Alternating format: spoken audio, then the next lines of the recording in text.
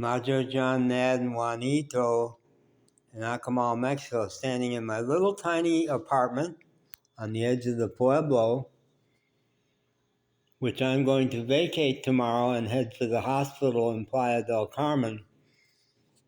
And with my idea of a good outcome is that the urologist who said to me the other day, I agree with you, you're way too sick to go home, while we do all these tests to find out why you haven't been able to pee for a month, why you have the intense pain in your belly, why you have this huge swelling in your feet and ankles, why you have blood in your stools, we really ought to keep you.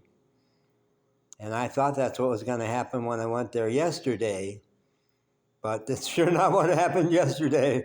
And finally, late in the day, they turned me back out.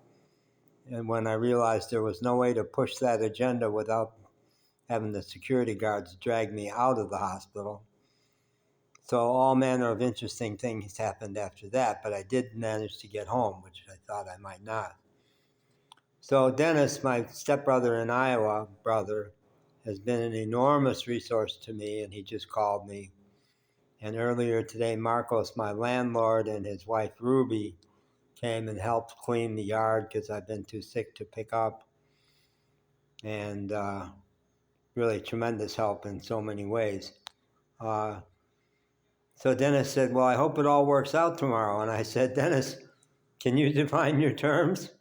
Do you have a fucking clue what working out means? I think he was not, the question didn't even quite make sense to him, but it does to me. And I said, my first year on the road, June 26, 2019, I had a big wake-up call. Spirit said, let go of that whole agenda where you thought you were bipolar. You're not, you never were. Let's stop taking the meds you were taking for 30 years. Let's move on to a new chapter. And I said to my physician in Asheville, North Carolina, I've been on the psych inpatient unit at the big hospital several times.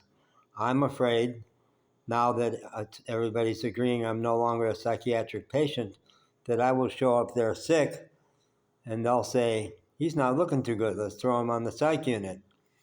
Well, that happened. That's exactly what happened.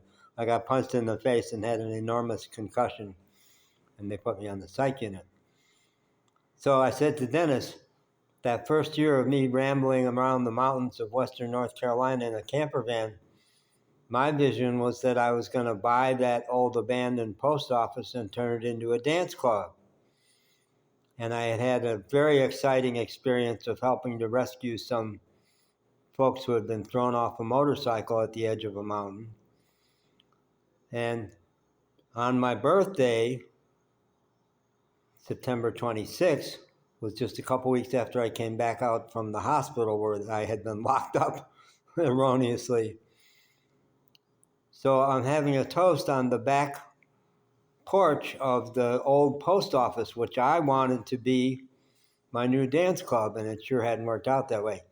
And I said, 3 weeks ago, I would have said to you that I want my epitaph to read. When they said to him, help is on the way, he said, I'm here now.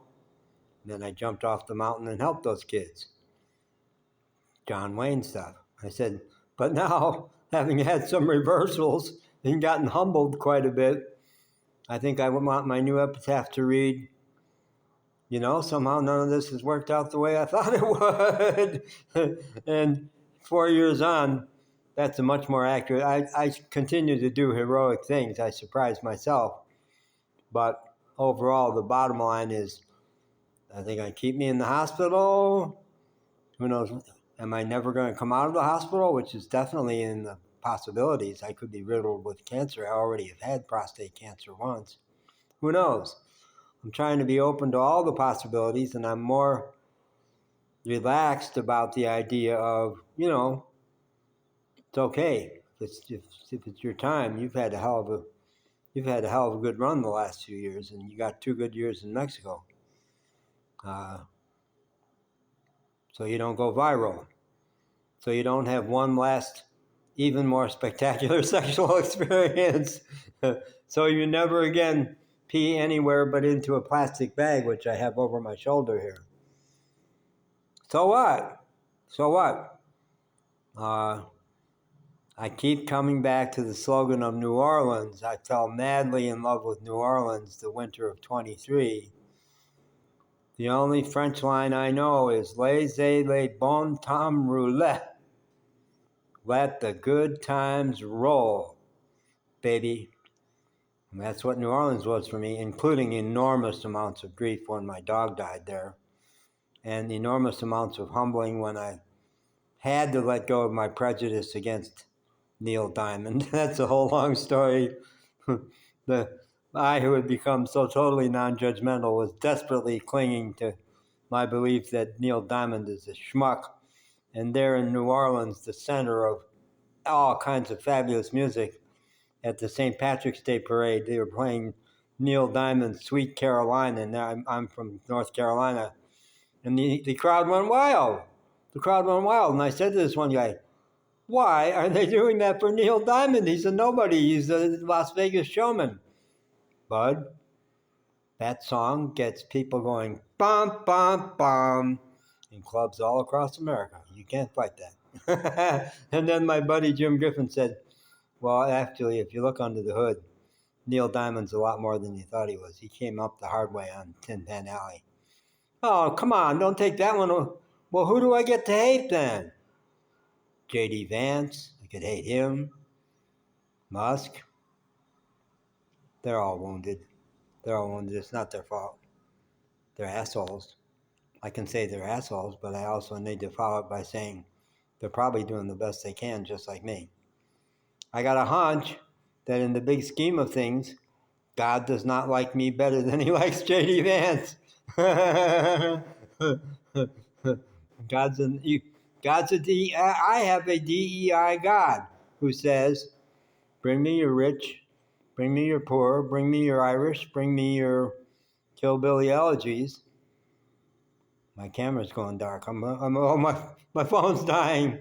Bye, folks. I may not be dying, but my phone is dying. Bye.